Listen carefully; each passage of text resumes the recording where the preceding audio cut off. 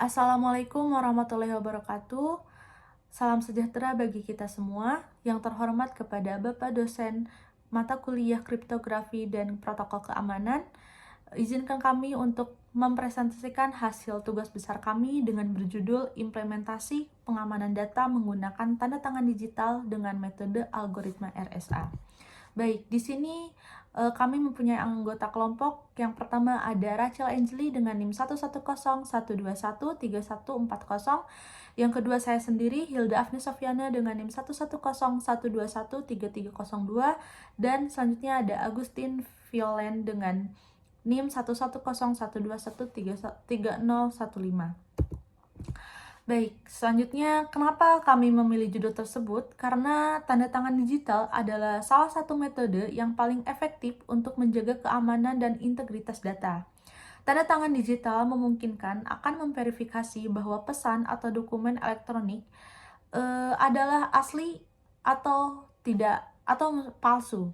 Dalam hal ini, algoritma RSA dikembangkan pada tahun 1977 oleh Ron Rivers, Adi Semir, dan Leonard Adleman dan merupakan salah satu yang paling terkenal dan banyak digunakan untuk membuat tanda tangan digital. Selanjutnya ada rumusan masalah. Yang pertama, bagaimana proses enkripsi dan deskripsi data menggunakan algoritma RSA? Seberapa efektif algoritma RSA dalam menjamin keamanan dan integritas data melalui tanda tangan digital? Dan yang terakhir, bagaimana proses pembuatan dan verifikasi tanda tangan digital menggunakan algoritma RSA? Lalu selanjutnya ada tujuan. Memahami cara kerja algoritma RSA untuk enkripsi dan deskripsi data, dan menganalisis efektivitas algoritma RSA dalam menjamin keamanan dan integritas data melalui tanda tangan digital.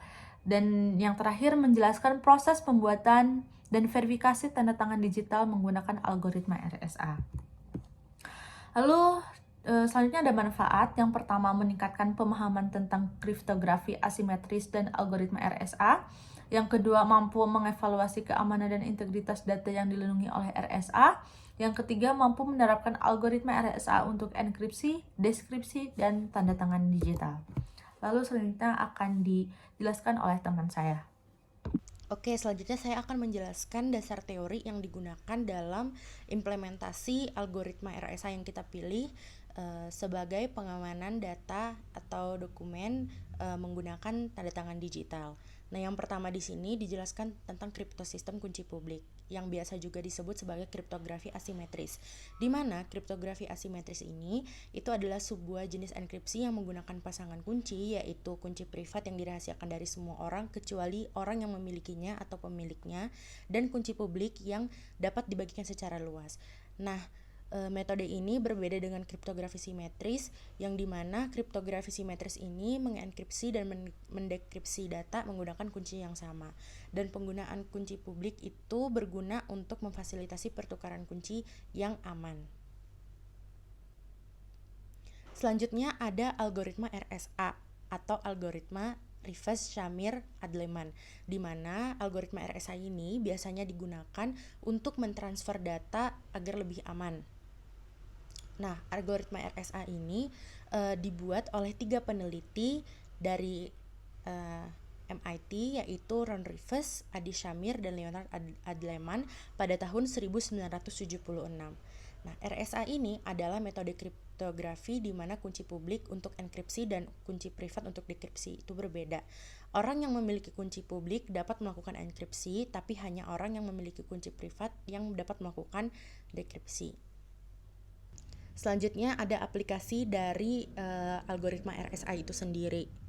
Ada apa aja? Yang pertama ada HTTPS. Nah, HTTPS ini menggunakan algoritma RSA untuk mengenkripsi atau mengamankan data yang dikirim melalui internet dengan cara melindungi koneksi dari server dari antara server ke server atau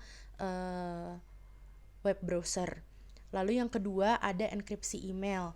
Nah, itu RSA digunakan dalam Pretty Good Privacy atau PGP untuk mengenkripsi dan mendekripsi email. Yang ketiga ada tanda tangan digital. Nah, di tanda tangan digital ini RSA ini digunakan itu untuk mengkonfirmasi dokumen-dokumen digital, program dan pesan dengan yang diverifikasi oleh tanda tangan digital. Lalu yang terakhir ada dalam penggunaan jaringan pribadi virtual atau VPN, itu guna RSA itu untuk mengenkripsi koneksi antara pengguna yang jauh dan jaringan pribadi yang menjamin bahwa data yang ditransfer melalui jaringan publik itu aman. Selanjutnya ada algoritma hash SHA-256. Nah, algoritma atau fungsi hash ini adalah fungsi yang akan menerima pesan dengan panjang sembarang dan melakukan kompresi menjadi pesan dengan panjang yang tetap atau fixed. Nah, hasil dari algoritma hash itu disebut dengan message digest atau hash value. Selanjutnya, kita masuk ke bagian metodologi. Di sini kita akan mulai untuk membuat kunci. Untuk membuat kunci itu sendiri, kita memakai metode RSA. Yang pertama, kita harus memilih bilangan prima untuk menjadi nilai P dan Q. Bilangan prima yang dipilih semakin besar akan semakin tinggi juga tingkat keamanannya. Namun, proses pembuatannya juga akan semakin rumit dalam perhitungan. Kemudian, kita memakai nilai P sebesar 13 dan Q sebesar 17. Setelah itu kita hitung nilai N. Untuk nilai N rumusnya P dikali Q. Yang kita dapat 13 dikali 17 menjadi 221. Kemudian kita hitung fungsi Eulernya dengan rumus P dikurang 1 dikali Q dikurang 1. Kita mendapatkan hasil 192. Lalu untuk kunci publik itu sendiri kita mengambil nilai sebesar 3, jadi E sama dengan 3. Kemudian di sini ada kunci privat dengan perhitungan yang seperti ada di PowerPoint itu mendapatkan hasil 77. Jadi penyimpanan kuncinya di sini kunci publik E dan N di sini mendapatkan 3 sama 221. Untuk kunci privatnya itu ada di 77 dan 221. Kemudian kita masuk ke dalam proses enkripsi. Dalam proses enkripsi ini sendiri, langkah pertama yang harus dilakukan yaitu mengubah pesan menjadi angka ASCII.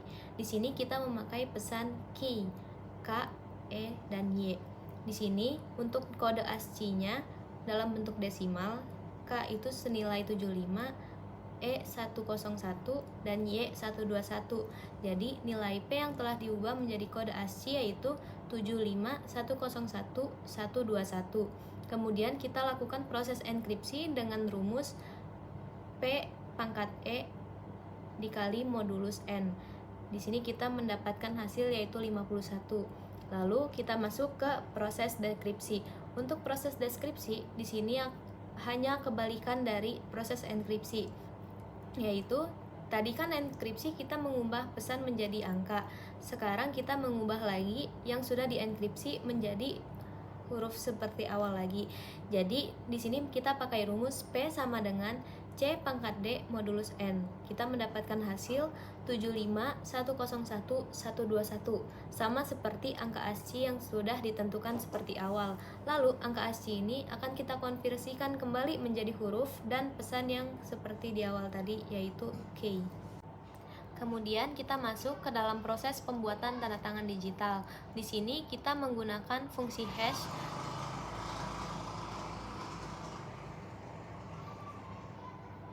Lalu kita masuk ke dalam proses pembuatan tanda tangan digital. Di sini kita menggunakan fungsi hash SHA-256 dengan persamaan H sama dengan SHA-256 buka kurung tanda kutip Q tanda kutip tutup kurung. Kemudian untuk menghitung tanda tangan digital kita menggunakan persamaan S sama dengan H pangkat D dikali modulus N. Kemudian untuk proses verifikasinya kita menggunakan rumus yang sama, persamaan yang sama. Jika hasilnya sama maka verifikasi telah berhasil. Namun jika hasil yang didapatkan itu berbeda maka verifikasi gagal.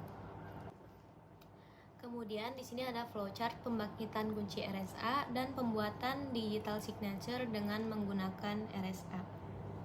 Baik, selanjutnya di sini ada codingan implementasi dari algoritma RSA dan SHA-256. Yang pertama itu adalah kita menghitung GCD atau Greatest Common Divisor dengan fungsi GCD A, B dari dua bilangan A dan B menggunakan algoritma Euclidean. Selanjutnya ada fungsi mode inverse. Di sini kita gunakan fungsi mode inverse untuk menghitung modular inverse dari E dan Totient atau dengan lambang P menggunakan extended Euclidean algoritma. Selanjutnya di sini ada D sama dengan 0, itu kita inisialkan variabel D dengan nilai 0 untuk menyimpan hasil akhir nanti dari inverse modularnya. Lalu X1, X2 sama dengan 0, 1, Y1, Y2 sama dengan 1, 0. Situ kita inisialkan juga untuk menyimpan nilai sementara dalam proses perhitungan nanti. Lalu ada temp P, di sini variabel temp P kita inisialkan dengan nilai P, itu merupakan nilai modulus yang bakal kita gunakan untuk mencari inverse modular. Lalu di sini ada while. Loop while itu digunakan dijalankan selama E lebih dari 0. Di dalam loop while ini ada temp 1. Temp 1 kita menghitung temp 1 itu sebagai hasil dari pembagian bulat dari temp P dengan E. Lalu temp 2, menghitung temp 2 itu kita hitung sebagai sisa dari temp P setelah dikurangin dengan temp 1 dikali E. Lalu temp P sama dengan E itu untuk memperbaharui nilai temp P itu dengan nilai E. Lalu E sama dengan temp 2 untuk memperbaharui E dengan nilai temp 2. Lalu di sini ada setelah loop while kita pakai if temp P sama dengan 1, itu kita gunakan untuk memeriksa apakah temp P itu sama dengan 1 dan menunjukkan kalau E dan P atau totient-nya itu relatif prima. Nah, jika temp P-nya sama dengan 1, maka D sama dengan Y2 plus P. Jadi variabel D itu diisi dengan nilai Y2 plus P. Nah, nilai Y2 itu salah satu dari koefisien inverse yang dihitung selama proses. Selanjutnya di sini kita menggunakan fungsi untuk mencari kunci RSA, yaitu fungsi generate RSA case untuk menentukan kunci publik dan kunci privat. Di sini ada rumusnya, yaitu N sama dengan P kali Q, di mana variabel N itu dihitung dari hasil perkalian dua bilangan prima, yaitu P dan Q, yang nantinya bakal jadi bagian dari kunci publik dan privat. Lalu ada P sama dengan P kurang 1 dikali Q kurang 1, di mana variabel P itu dihitung sebagai nilai totient dari N. Lalu totient dari N itu jumlah bilangan bulat positif yang lebih kecil dari N dan relatif prima dengan N. Lalu E sama dengan random .range 1P, itu variabel E itu dipilih secara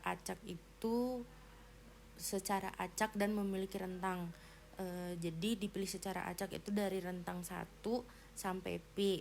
Nah, nanti nilai E ini akan menjadi eksponen enkripsi dari kunci publik. Lalu nilai G sama dengan GCD EP, itu variabel G itu dihitung sebagai nilai GCD atau Greatest Common Divisor antara E dan P. Nah, di sini juga dipastikan bahwa E dan P itu nilainya sama dengan relatif prima. Lalu kita masuk ke fungsi while. Nah, di sini kita lakukan loop while untuk memastikan bahwa E dan P itu benar-benar relatif prima. Nah, kalau nilai E itu tidak benar-benar relatif prima, maka nilai E itu nanti akan dipilih lagi secara acak lalu diperiksa kembali. Setelah kita melakukan loop, berarti nilai E dan P itu sudah relatif prima. Nah, selanjutnya itu kita mencari nilai D, yaitu inverse modular dari E terhadap P menggunakan fungsi mode inverse. Lalu kita mendapatkan kunci publik dan kunci privat menggunakan algoritma RSA. Selanjutnya di sini ada create signature. Ini tuh untuk membuat tanda tangan digital. Fungsi ini membuat tanda tangan digital ini untuk pesan, menghash pesan menggunakan SHA-256, mengubah hasil hash menjadi bilangan bulat basis 16, mengenkripsi hash menggunakan kunci private dan operasi eksponensial modulo. Selanjutnya di sini ada verify signature, ini untuk memverifikasi tanda tangan digital. Ini tuh menghash pesan menggunakan SH256, mendeskripsi tanda tangan menggunakan kunci publik, membandingkan hasil deskripsi dengan hash dari pesan asli. Selanjutnya di sini yang terakhir itu ada contoh penggunaannya. Ini itu untuk membuat tanda tangan digital untuk pesan tertentu dan memverifikasi tanda tangan digital untuk memastikan keaslian dan integritas pesan. Kesimpulan dari tugas besar kami itu adalah dalam algoritma RSA, semakin besar nilai P dan Q, maka semakin tinggi tingkat keamanannya. Namun, proses komputasi yang harus dilakukan juga semakin banyak dan semakin rumit. Proses yang dilakukan pada penelitian ini hanya menggunakan proses enkripsi, dekripsi, dan verifikasi tanda tangan digital yang sederhana. Dalam implementasi yang sebenarnya, perlu dilakukan padding dan pengecekan data untuk memastikan keamanan data yang dikirim. Sekian penjelasan dan presentasi dari kelompok kami. Mohon maaf bila ada kesalahan dan kekurangan. Terima kasih.